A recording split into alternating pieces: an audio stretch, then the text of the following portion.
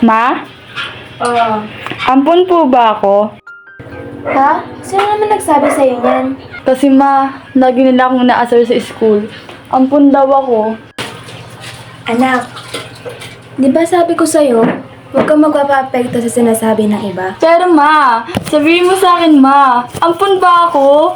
Ma! Ampun ba ako? Ipaliwanag mo to ma.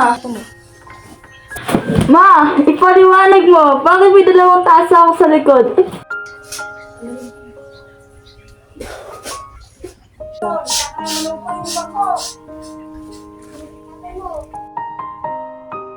Matagal na namin tinago sa ito, anak.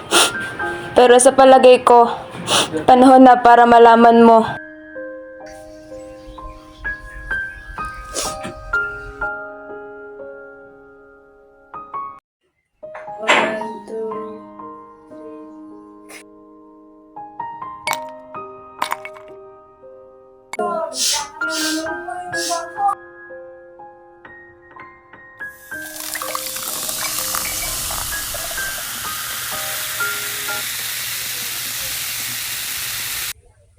Adik,